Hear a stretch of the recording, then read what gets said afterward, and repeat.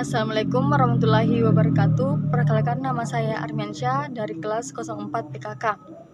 Di sini saya akan memaparkan yang pertama, kemampuan apa yang harus dipelajari oleh peserta didik. Yang pertama, critical thinking and problem solving atau berpikir kritis dan mampu memecahkan masalah. Soft skill ini bahkan disebut-sebut sebagai salah satu core skill yang wajib dikuasai untuk dapat memenangkan kompetisi di dalam pekerjaan. Tidak ada sekolah khusus yang mengajarkan keterampilan ini. Oleh karena itu, guru pintar harus mampu menyelenggarakan pembelajaran yang dapat mengasah kemampuan siswa dalam berpikir kritis dan memecahkan masalah dengan efektif. Yang kedua, collaboration. Contoh soft skill yang harus diajarkan selanjutnya bekerja sama dengan orang lain. Kompetisi memang tidak dapat dihindari, tetapi berkolaborasi juga tidak kalah penting. Bahkan dikatakan collaboration is a new competition. Siswa harus dilatih supaya mampu bekerja sama dengan orang lain untuk mencapai kesuksesannya. Kelak saat memasuki dunia kerja, siswa akan kesulitan untuk meraih kesuksesan tanpa bantuan orang lain. Yang ketiga, public speaking. Soft skill ketiga yaitu public speaking. Sebagaimana soft skill lainnya tidak dapat diraih secara instan. Semuanya membutuhkan proses dan waktu supaya dapat menguasainya dengan baik.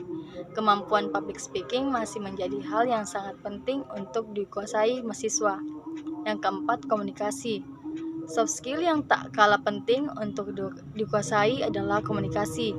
Dimanapun kelak siswa berada, mereka pasti harus berkomunikasi dengan orang lain, dengan kawan, guru atau dosen, rekan kerja, dan juga atasannya. Terdengar sepele memang, tapi jangan heran jika ternyata masih banyak orang lain yang mengalami kesulitan dengan berkomunikasi dengan baik. Yang kelima, manajemen waktu. Generasi masa kini yang kelas mengambil estafet kepemimpinan harus memiliki skill mengelola waktu dengan baik. Siswa yang masih suka menunda-nunda mengerjakan tugas dan sering terlambat mengumpulkan tugas wajib berlatih manage waktu mulai dari sekarang. Kenapa demikian? Karena kemampuan untuk merencanakan, membagi, dan mengeksekusi tugas mutlak diperlukan di dunia kerja nanti. Yang keenam, leadership atau kepemimpinan. Semua orang yang sukses harus memiliki sikap kepemimpinan, meskipun tidak mengemban jabatan tertentu. Siswa yang sudah memiliki jiwa kepemimpinan memiliki nilai plus karena sudah dipastikan akan mampu mengembangkan tugas dan tanggung jawab dengan baik, mampu mengambil keputusan dengan baik, serta mampu mengkomunikasikan kepada rekan satu tim. Yang terakhir, mengapa kreativitas harus dikembangkan? Karena kreativitas dapat membuat siswa berpikir out of the box. Mereka akan dapat lebih berani mencari dan mengungkapkan ide-ide yang ada di dalam kepalanya. Kemampuan berpikir kreatif selama ini dianggap hanya terbatas pada penciptaan barang atau ide baru. Padahal kreativitas bisa diterapkan untuk mengembangkan sesuatu yang sudah ada menjadi lebih baik lagi.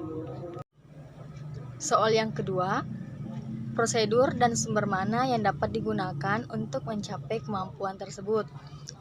Yang pertama, membuat ringkasan. Yang kedua, buat suasana belajar yang nyaman. Yang ketiga, buat akronim yang mudah diingat. Yang terakhir, pahami bukan menghafal. Soal yang ketiga, bagaimana caranya kita mengetahui bahwa kemampuan yang diinginkan telah terbentuk? Yang pertama, metode tanya jawab. Metode pertanyaan yang bisa Anda lakukan untuk mengukur pengetahuan awal siswa adalah dengan menerapkan metode tanya jawab. Dengan metode ini, tanya Anda akan dengan mudah mengetahui sampai sejauh mana siswa memiliki pengetahuan terkait materi yang akan diajarkan. Yang kedua, memberikan tes tertulis. Selanjutnya, pemahaman siswa juga bisa diukur dengan memberikan tes kepada peserta didik di awal pembelajaran. Dengan memberikan tes terkait materi yang akan diajarkan, Anda akan dengan mudah mengetahui sejauh mana tingkat kedalaman pemahaman siswa terhadap materi yang akan diajarkan. Yang ketiga, mengajak atau meminta siswa menceritakan pengalamannya terkait pengalamannya yang berkaitan dengan materi. Next, langkah ampuh untuk mengukur pemahaman siswa terhadap materi yang akan Anda ajarkan adalah dengan meminta siswa untuk menceritakan pengalamannya terkait materi Anda. Misalnya materi gotong royong. Maka Anda bisa bertanya kepada siswa seperti berikut. Siapa yang pernah melihat orang bergotong royong? Yang keempat, menggunakan metode mind mapping atau peta konsep. Terakhir, cara yang bisa Anda lakukan untuk mengetahui atau menganalisis kemampuan awal siswa Anda adalah dengan menggunakan metode mind mapping atau peta konsep. Misalnya saja tema pembelajaran Anda adalah jenis benda, maka Anda bisa meminta siswa membuat peta konsep yang berhubungan dengan hal tersebut. Baik, itu saja yang dapat saya sampaikan. Wabillahi taufiq wal hidayah. Wassalamualaikum warahmatullahi wabarakatuh.